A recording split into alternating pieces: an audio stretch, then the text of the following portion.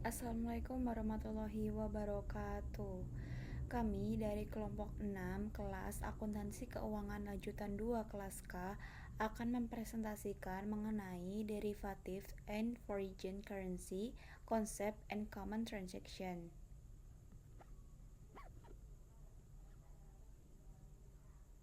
Saya akan memperkenalkan anggota kelompok 6.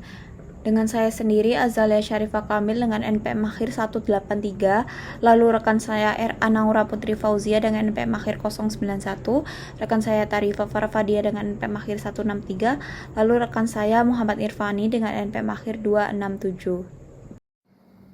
Baik, di sini saya akan menjelaskan mengenai apa itu derivatif.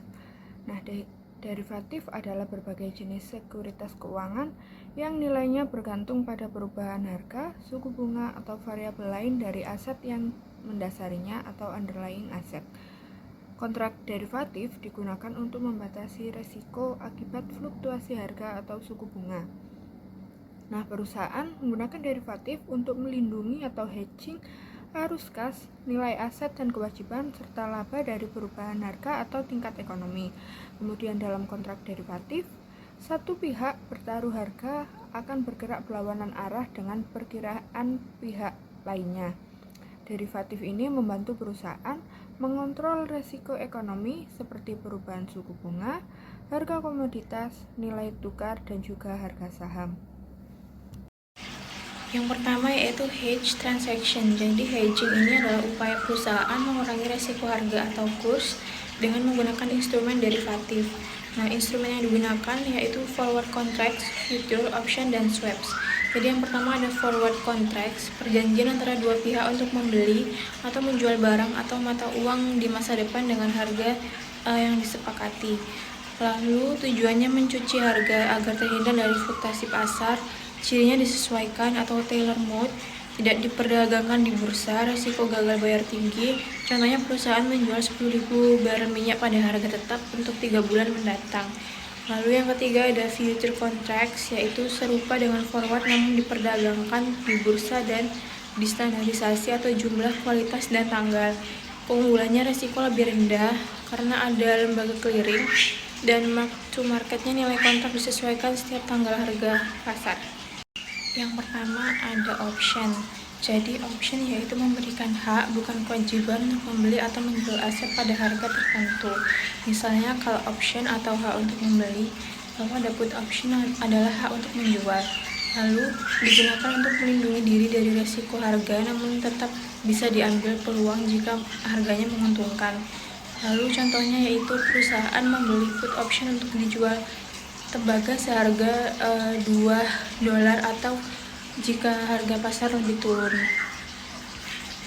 Selanjutnya ada swaps. Jadi swaps ini adalah pertukaran arus kas antara dua pihak, umumnya berbasis bunga atau mata uang. Interest rate swap itu pertukaran bunga tetap dan bunga mengembang. Lalu tujuannya yaitu untuk mengurangi resiko suku bunga atau menstabilkan biaya pinjaman. Yang terakhir ada bunga penggunaan derivatif. Yang pertama ada forward contract. Jadi menjamin harga jual produk di masa depan agar terhindar dari fluktuasi harga pasar. Lalu ada option contract, melindungi dari penurunan harga sekaligus memberi peluang jika harga naik. Lalu hasilnya yaitu hedging, menstabilkan pendapatan perusahaan dan meminimalkan risiko kerugian. Oke, baik. Di sini saya akan menjelaskan mengenai foreign exchange concept and definition. Nah, pemahaman tentang konsep valuta asing atau foreign exchange sangat penting untuk pencatatan transaksi internasional. Nah, mata uang memiliki tiga fungsi utama. Yang pertama sebagai standar nilai untuk menilai barang dan jasa.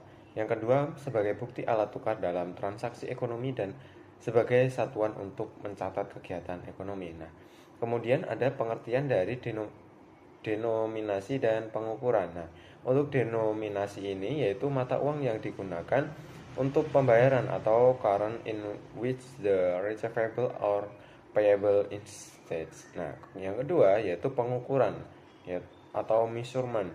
Mata uang yang digunakan untuk mencatat transaksi dalam pembukuannya. Nah, kemudian jenis-jenis kuotasi nilai tukar itu ada dua, yaitu direct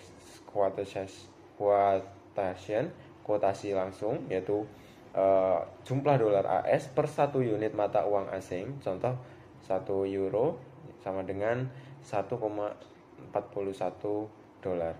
Kemudian indirect quotation, yaitu kuotasi tidak langsung, jumlah mata uang asing per 1 dolar AS. Contohnya 1 dolar AS sama dengan 0,709 euro. Nah, hubungannya yaitu untuk direct quotes yaitu sama dengan 1 dibagi indirect quotes. Kemudian sistem nilai tukar. Nah, ada tiga sistem utama nilai tukar. Yang pertama floating exchange rate, yaitu mengambang bebas. Nah, nilai tukar ini berubah sesuai permintaan dan penawaran di pasar valuta asing. Contohnya di sini mata uang menguat atau strike, dan diperlukan lebih sedikit unit mata uang untuk membeli 1 unit mata uang lain. Nah, mata uang melemah atau weaken, diperlukan lebih banyak unit mata uang untuk membeli 1 unit mata uang lain.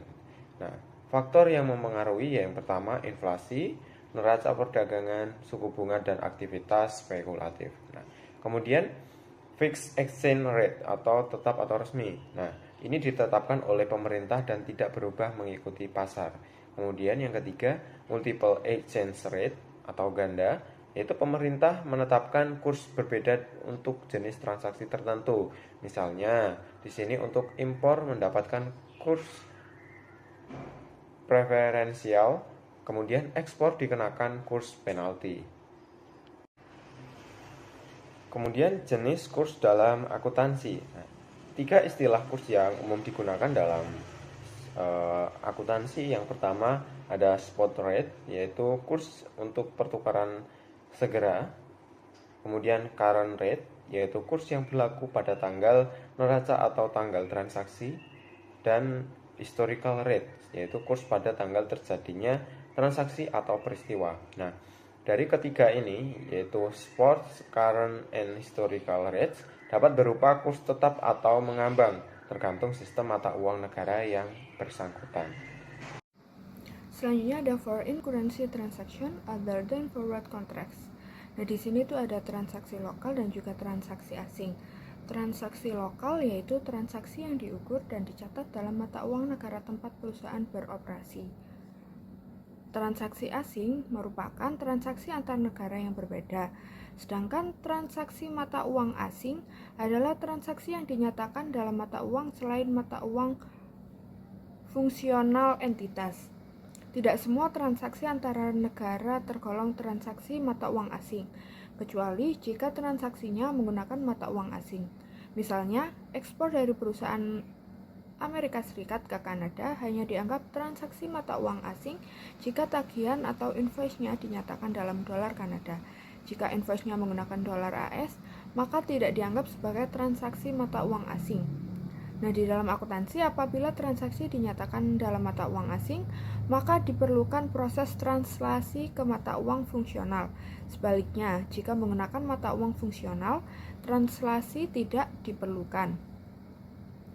Kemudian di sini GAAP menetapkan persyaratan untuk transaksi mata uang asing, yaitu yang pertama, pada tanggal transaksi diakui, setiap aset, liabilitas, pendapatan, beban, keuntungan atau kerugian yang timbul dari transaksi tersebut harus diukur dan dicatat dalam mata uang fungsional entitas pencatatan dengan menggunakan nilai tukar yang berlaku pada tanggal tersebut. Kemudian yang kedua, pada setiap tanggal neraca, saldo tercatat yang dinyatakan dalam mata uang selain mata uang fungsional entitas pencatatan harus disesuaikan untuk mencerminkan nilai tukar saat ini. Saya akan menjelaskan mengenai record foreign currency denominated sales or receivable and purchase or payables. Jadi, dalam transaksi mata uang asing terjadi ketika perusahaan itu melakukan penjualan atau pembelian barang atau jasa dalam mata uang yang berbeda dari mata uang fungsional yang digunakan dalam pencatatannya. Misalnya, jika perusahaan di Amerika Serikat melakukan transaksi dalam euro, maka transaksi tersebut termasuk transaksi mata uang asing karena mata uang fungsionalnya adalah dolar AS. Semua transaksi seperti ini harus dikonversi ke mata uang fungsional menggunakan kurs spot pada tanggal transaksi. Nah, kurs spot ini merupakan nilai tukar yang berlaku pada saat transaksi dilakukan dan menunjukkan berapa banyak dolar yang setara dengan 1 unit mata uang asing. Apabila kurs berubah sebelum pembayaran atau penerimaan dilakukan, maka akan muncul keuntungan atau gain atau kerugian atau loss akibat perbedaan nilai tukar antara tanggal transaksi dan tanggal penyelesaian. Perubahan kurs ini memengaruhi nilai yang dicatat dalam laporan keuangan, terutama untuk piutang dan utang yang masih belum diselesaikan. Sebagai contoh, jika dolar menguat atau strengthening, artinya lebih sedikit dolar diperlukan untuk membeli mata uang asing.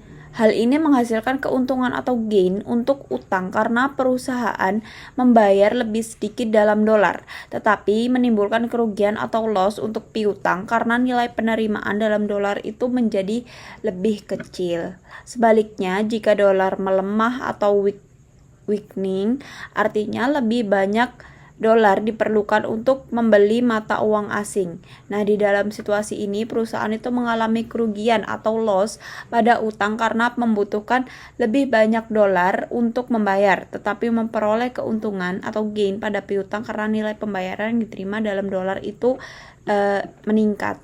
Selanjutnya, saya akan menjelaskan mengenai transaksi pembelian atau purchase denominated in foreign currency. Nah, jadi jika perusahaan itu membeli barang dari luar negeri dengan faktur dalam mata uang asing, maka pencatatan mengikuti perubahan kurs dari waktu ke waktu. Jadi pada tanggal transaksi awal, perusahaan itu harus mencatat nilai pembelian berdasarkan kurs spot yang berlaku pada hari transaksi dilakukan. Nah, kurs spot ini menunjukkan nilai tukar yang paling aktual, sehingga nilai utang yang dicatat mencerminkan jumlah dolar yang setara dengan nilai faktur dalam mata uang asing pada saat pembelian terjadi.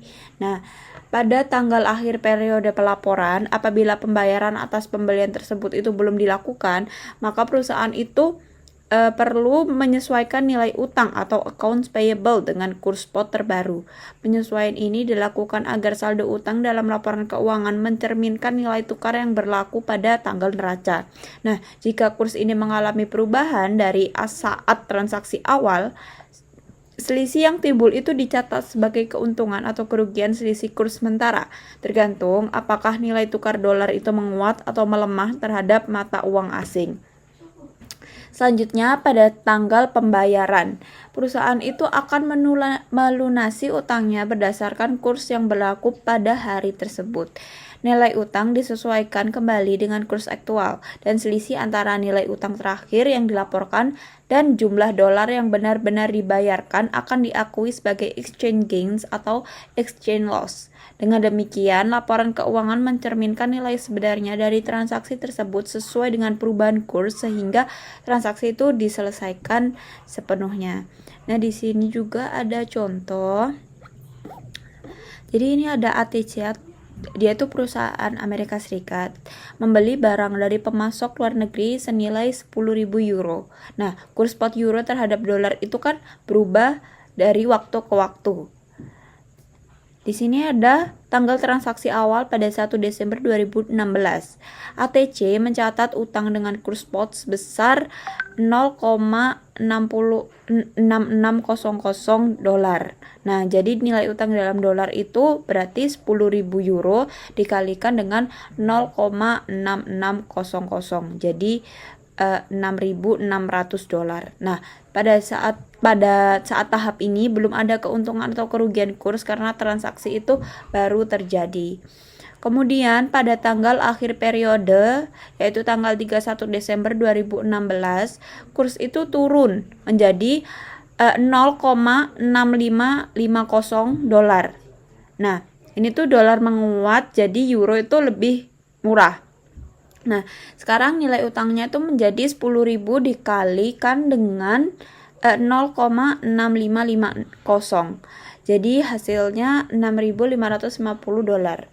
Nah, selisih yang awal sama yang kedua tadi yang tanggal 1 Desember sama 31 Desember ini dikurangi. Jadi selisihnya yang tadi itu kan awalnya 6.600 dolar, dikurangi menjadi 6.550 dolar.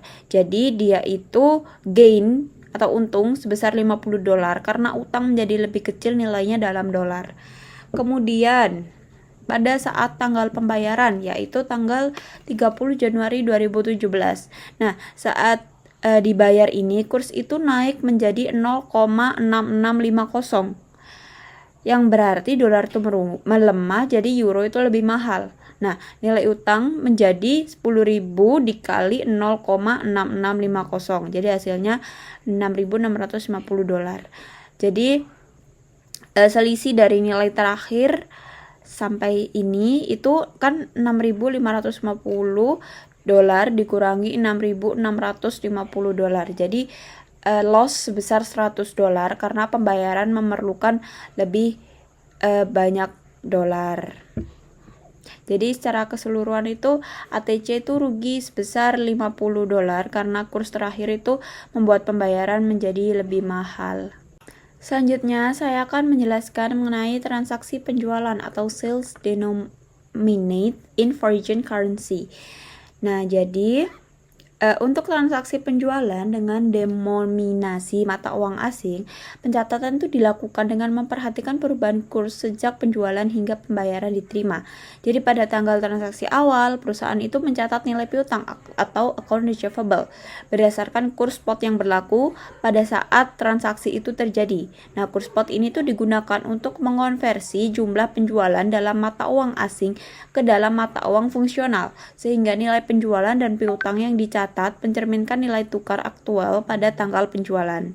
Nah, pada tanggal akhir periode pelaporan, jika pelanggan itu belum melakukan pembayaran, maka perusahaan itu harus menyesuaikan kembali nilai piutang dengan kurs terkini pada tanggal laporan keuangan. Penyesuaian ini penting agar saldo piutang itu mencerminkan nilai tukar yang berlaku pada saat laporan itu disusun. Selisih antara kurs saat penjualan dan kurs pada tanggal laporan akan menghasilkan keuntungan atau disebut dengan exchange gain. Jika mata uang asing menguat terhadap dolar atau kerugian atau disebut exchange loss jika mata uang asing itu melemah. Nah, kemudian pada tanggal pembayaran dan konversi, perusahaan itu akan menerima pembayaran dalam mata uang asing dan mengonversikannya ke dalam mata uang fungsional menggunakan kurs aktual pada tanggal pembayaran. Nah, selisih antara nilai piutang yang terakhir disesuaikan dan jumlah yang diterima dalam dolar akan diakui sebagai keuntungan atau kerugian kurs tambahan. Dengan demikian, seluruh perubahan kurs sejak transaksi hingga pembayaran benar-benar tercermin dalam laporan laba rugi perusahaan. Nah, di sini ada contoh ATC ini menjual barang ke Rome Company. Rome Company itu pelanggan dari luar negeri senilai 20.000 euro. Nah, kurs spot itu berubah pada beberapa tanggal. Yang pertama, pada tanggal transaksi awal atau 15 Desember 2016. Penjualan itu kan 20.000 euro dikalikan dengan 0,6625 dolar. Jadi hasilnya 13.250 dolar. Nah, dicatat sebagai account receivable dan sales revenue sebesar 13.250 dolar. Lalu untuk selanjutnya tanggal akhir tahun 31 Desember 2016, kurs itu turun ke 0,6550 dolar.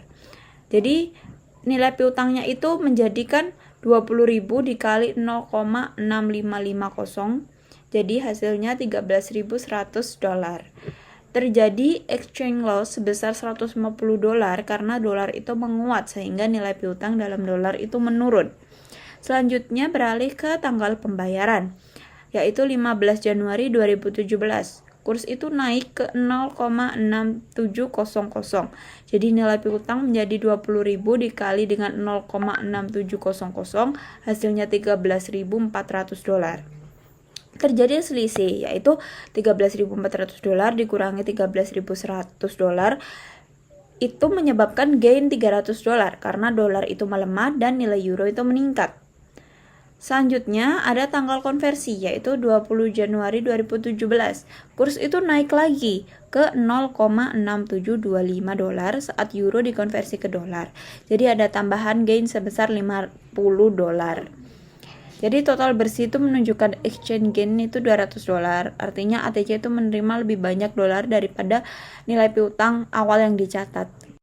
Selanjutnya saya akan menjelaskan mengenai perubahan kurs langsung. Jadi dolar per unit mata uang asing. Jadi jika kurs dolar itu dolarnya melemah, maka dampak terhadap nilai dolarnya itu mata uang asing itu lebih mahal. Dampak pada akun yaitu account receivable-nya itu naik. Jadi hasilnya gain.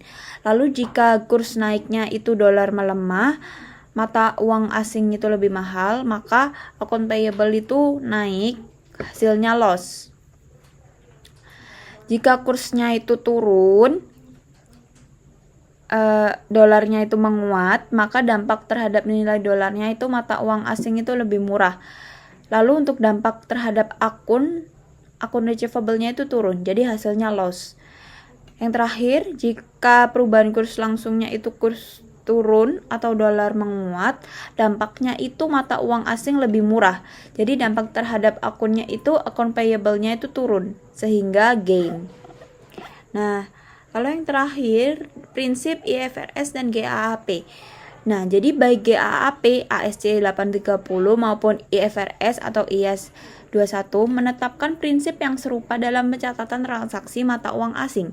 Keduanya menekankan bahwa setiap transaksi harus diukur dengan kurs yang berlaku pada tanggal transaksi. Artinya saat perusahaan melakukan pembelian, penjualan, atau menerima pinjaman dalam mata uang asing, maka nilai transaksi tersebut tuh harus segera dikonversi ke mata uang fungsional menggunakan kurs spot pada hari terjadinya transaksi.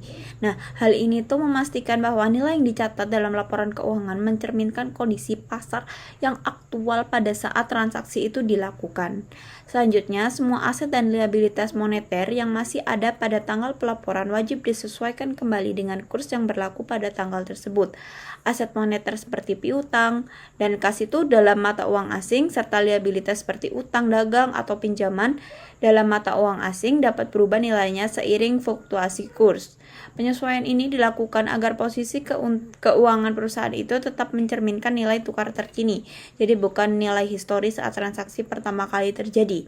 Baik IFRS maupun GAAP juga mengharuskan agar seluruh keuntungan atau gain dan kerugian atau loss akibat perubahan kurs diakui langsung dalam laba rugi periode berjalan, jadi bukan ditangguhkan untuk periode berikutnya. Artinya, setiap fluktuasi nilai tukar yang memengaruhi nilai aset atau kewajiban akan langsung berdampak pada laba bersih tahun berjalan. Nah, prinsip ini tuh menjamin transparansi dan keandalan laporan keuangan karena menunjukkan secara langsung efek perubahan kurs terhadap kinerja keuangan perusahaan. Sekian penjelasan materi dari kelompok 6. Terima kasih dan mohon maaf jika ada kesalahan kata. Wassalamualaikum warahmatullahi wabarakatuh. Sekian penjelasan materi dari kelompok 6. Terima kasih dan mohon maaf jika ada kesalahan kata. Wassalamualaikum warahmatullahi wabarakatuh.